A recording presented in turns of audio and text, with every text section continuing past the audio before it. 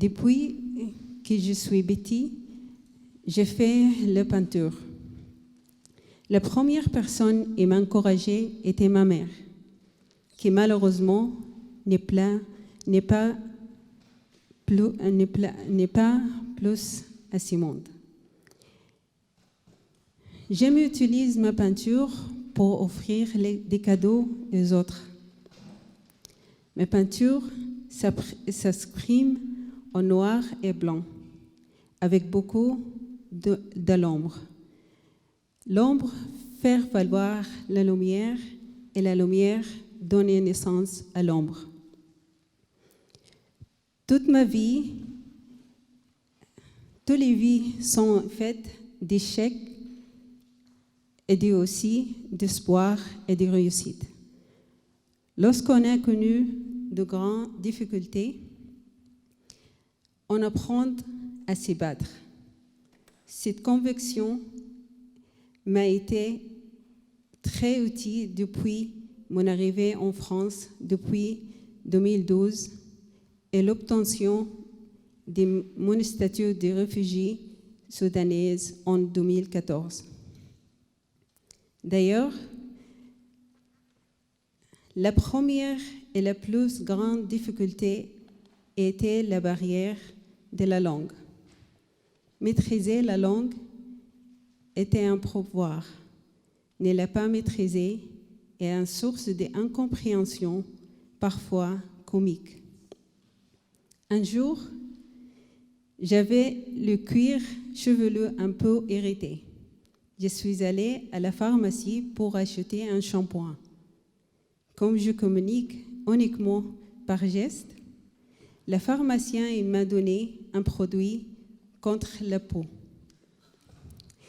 Depuis que je ne travaille pas, j'ai essayé d'étendre ma main et aider les autres. Grâce à ces activités de bénévolat qui donnaient beaucoup de sens de ma vie.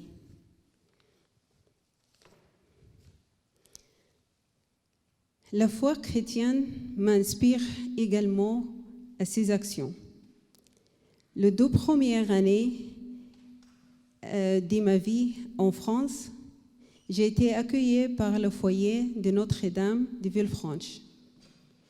Et je trouve naturel de prendre à dire ce qu'ils m'ont donné. C'est aussi de cette manière-là que j'ai progressé en français. Car, comme je ne trouve pas mon travail dans ma spécialité, j'ai effectué des ménages pendant 12 ans. Mais c'est un métier dans lequel on ne maîtrise pas les paroles. Je ne pouvais donc pas progresser ailleurs que dans les associations, par exemple l'épicerie Oasis d'amour. Par ailleurs, comme vous le savez, femme de ménage, c'est un métier difficile et mal payé. Et je suis convaincue qu'un pays comme la France a bien d'autres opportunités à me proposer, plus adaptées à mon expérience et à mes capacités. Je souhaite retrouver mon travail, mon métier et l'exercer comme au Soudan. Cette première période a été douloureuse pour moi. Au Soudan, j'ai été laborantine spécialisée en chimique. J'ai possédé mon propre laboratoire et 10 années d'expérience. Or, tous les jours à Villefranche, j'ai passé devant 2 laboratoires d'analyse médicale, mais je savais qu'ils ne pourrait pas m'employer. En France, dans le domaine médical, l'équivalence des diplômes et les validations d'acquis d'expérience sont très difficiles à obtenir. Expérience sans frontières m'a beaucoup aidé. Mes 2 années de travail ne m'avaient pas donné le droit au chômage. Et j'ai dû, depuis, me contenter de RSA. Grâce à mon laboratoire au Soudan, je pouvais aider le plus défavorisés. Je l'ai donné également à l'extérieur. Tous les 2 mois, j'ai passé une journée dans un orphelinat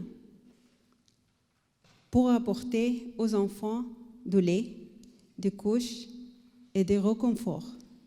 Malheureusement, il m'a fallu quitter mon pays pour la raison politique et religieuse. Je suis donc sensible au fait d'être aidée en retour. Je pense à Fabienne, à Muriel, à Lauriane, suite à la proposition de Greta. Le fait d'être accompagnée par ce dispositif m'a beaucoup émue. On m'a aidé de construire mon CV. Je peux suivre d'ateliers de langue française et j'ai reçu tout le soutien nécessaire pour la validation de mes acquis, des acquis d'expérience. Grâce à tout cela, mon dossier a été accepté par l'Université Lyon 1 en DUT d'analyse biochimique. J'ai appris des cours de gestion de la sécurité des laboratoires, complétés par des notions juridiques sur les normes ISO. Aujourd'hui, j'attends mon DUT que j'espère obtenir en septembre. Je trouve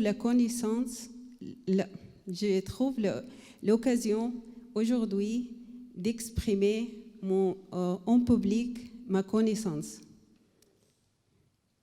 J'ai désormais l'espoir de retrouver mon travail et de gagner ma vie tout en faisant ce qui pour moi. Et le plus important, aider des autres. Je vous remercie.